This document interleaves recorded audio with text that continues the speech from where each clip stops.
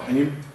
الأستاذ المساعد دكتور أحمد صلاح حميد، جامعة بابل، كلية طب الأسنان، من قسم جراحة الفم والوجه والفكين.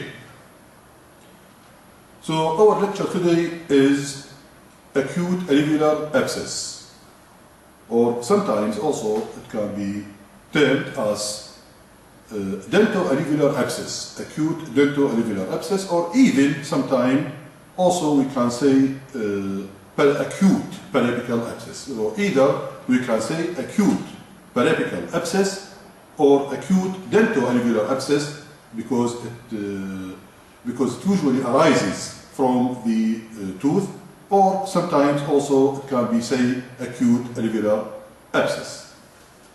So in this lecture we are going to discuss the following topics: causes of acute periapical abscess. Then we are going to discuss clinical course of periapical abscess. Then we are going to discuss the stages or sequelae of the development of the periapical abscess. So we will start with acute apical periodontitis, which is the first stage of the development of periapical abscess.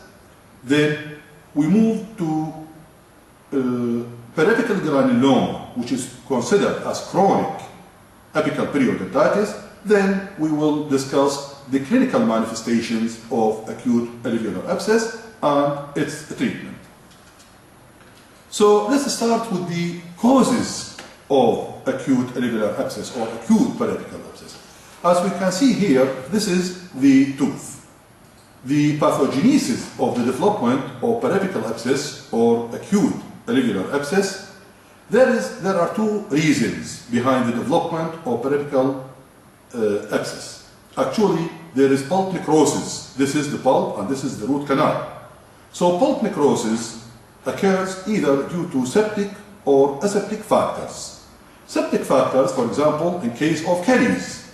So there are microorganisms, and the endotoxins from the microorganisms will be transmitted to the pulp in the root canal, and this causes inflammation, infection, and inflammation, and subsequently, if the infection not treated or if the irritation is not treated, so in this case it will lead to pulp necrosis.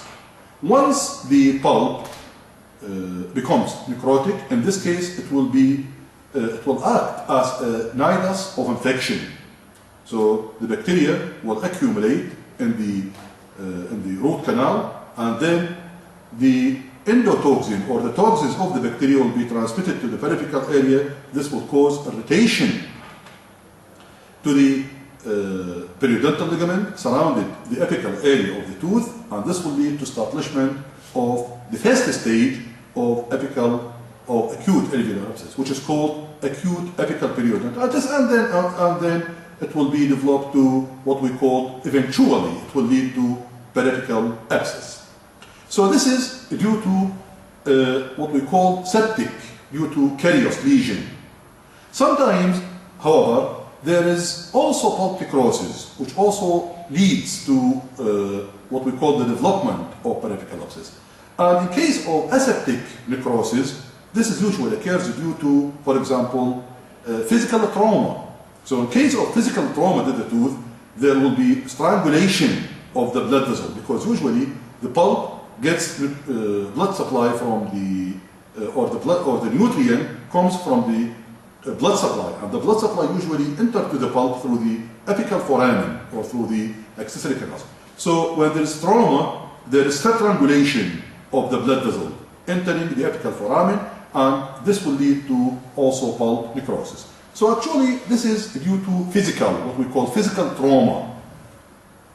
Sometimes there will be also chemical factors. For example, in case of cavity preparation and there is not enough lining sometimes, and usually actually when we prepare the tooth for amalgam or for composite, usually we place what we call a lining. This is to protect the pulp from the heat generation, particularly in case of the composite or what we call light cure filling or chemically cured filling materials, composite materials or anything.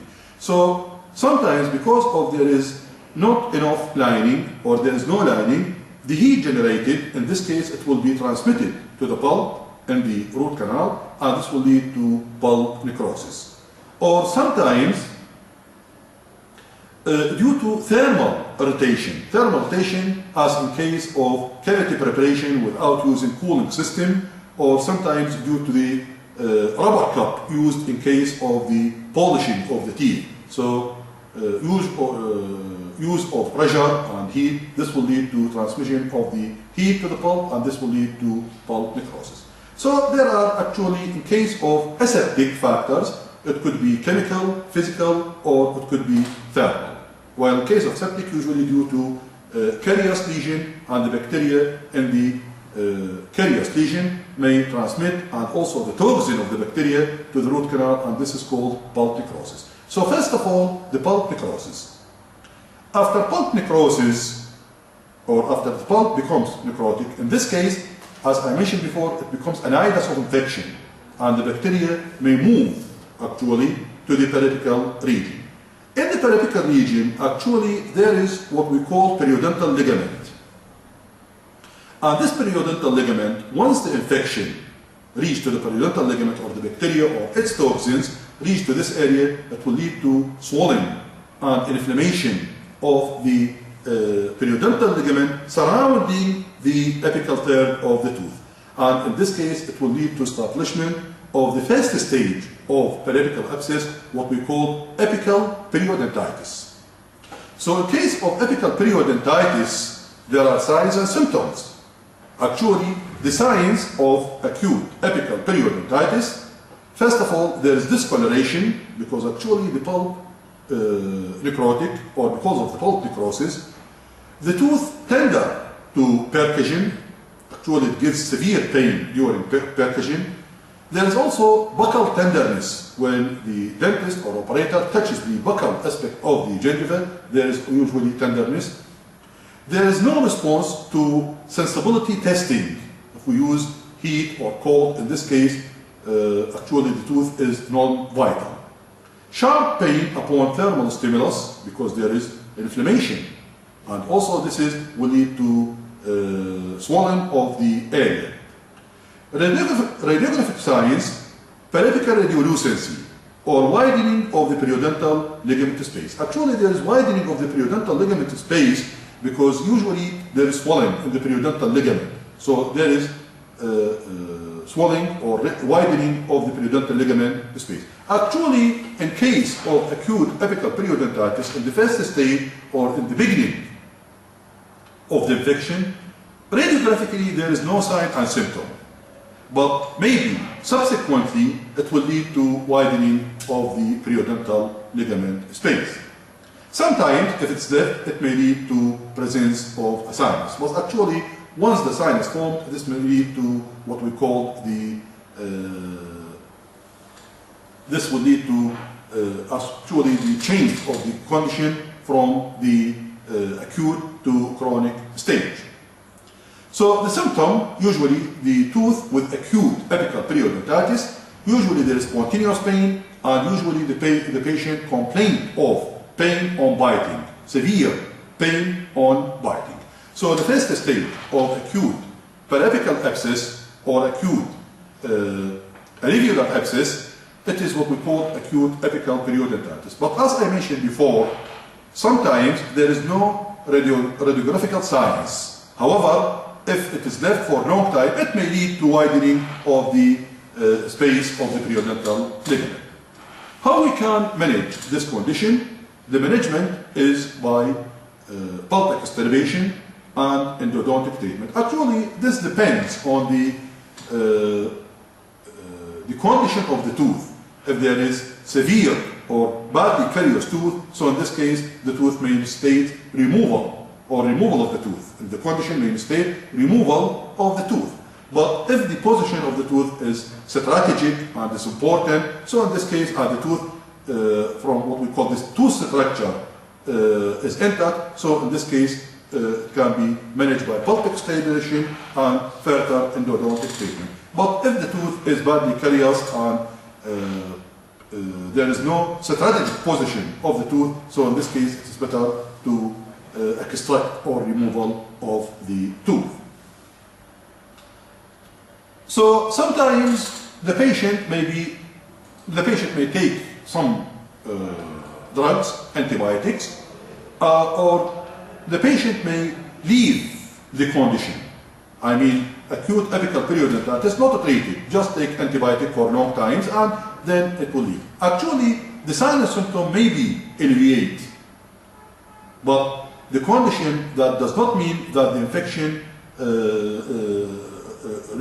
that the infection removed or alleviated as well. No, the infection is still present, but the condition changed from acute to chronic stage.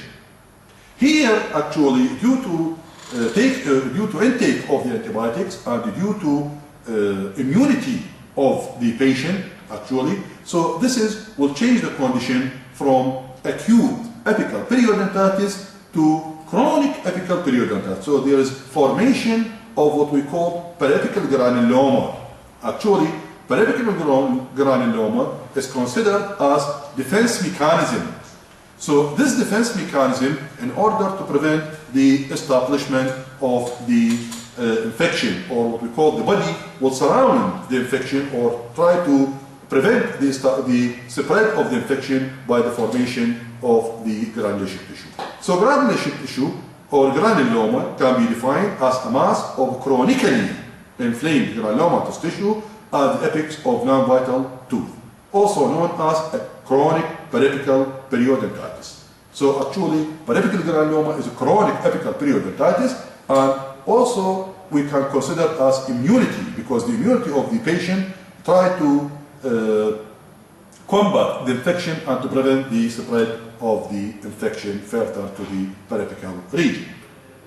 Here we can see that this is a radiographical feature of the periapical granuloma. We can see it is attached to the apex of the tooth, and usually it is circular in shape, but usually it is smaller than the abscess, but larger than the smaller than the cystic lesion, but it is larger than the abscess sometimes.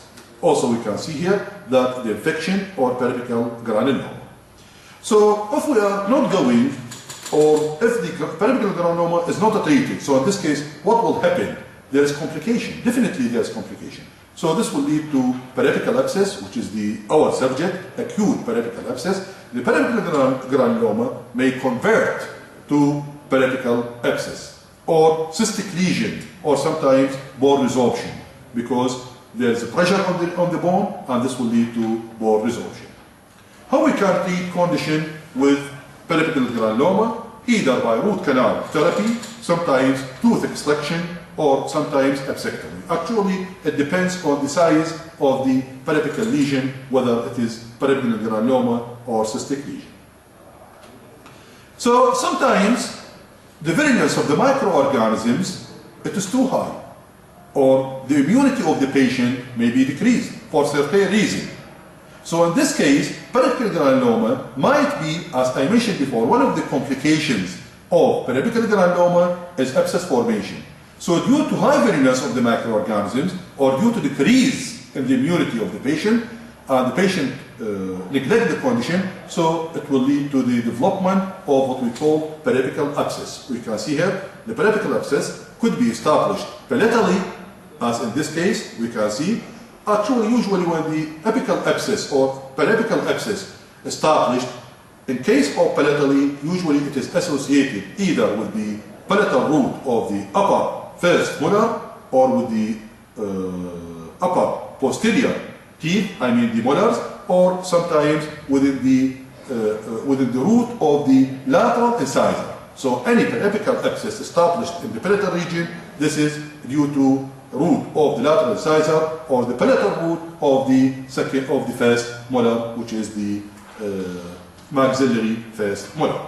Also, the abscess could be established labially, which is most commonly. Actually, this depends on the muscle attachment and the spread, or the position of the infection, or the root involved in the infection, whether the root palatally or labially. So here we can see, this is here the abscess situated palatally, associated with the palatal root of the upper first molar, or sometimes labially could be associated with the labial or mesial or distal root of the first molar.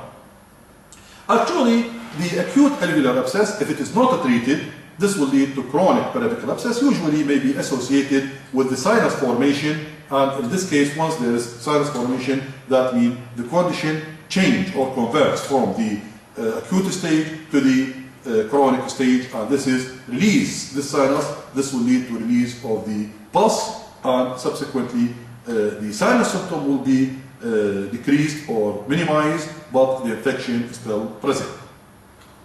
Now, how we can manage acute alveolar abscess? Actually, the first stage is pulp externation in order to, this is for drainage of the abscess through the root canal, but actually usually associated with the incision. This is the incision and drainage, in addition to pulp externation, also in order to release the pus through the canal as well as through the incision. Here, this is the incision. After incision, we can use the mosquito forceps in order to open the loculi within the abscess or within the abscess cavity, and this is called Hilton's technique. So pulp externation with incision and drainage. Sometimes just incision and drainage, but usually pulp externation with incision and drainage. This is incision and drainage. So here incision, and then we can insert the mosquito in order to open the loculi within the abscess cavity to help for release of the abscess. If the position of the tooth is not strategic, so in this case we can remove the tooth. So this is what we call tooth extraction. Also, actually here antibiotic is not necessary. So we can give the patient analgesic, but sometimes also we can give the patient antibiotics and analgesic. Actually, in case of abscess, since it is chronic stage, so in this case, actually it is more better to do pulp externation or root canal, and also we can give the patient antibiotic and analgesic. But mostly incision and drainage and removal of the tooth could be elevate the infection. So actually this is the end of the lecture, and thank you for your attention.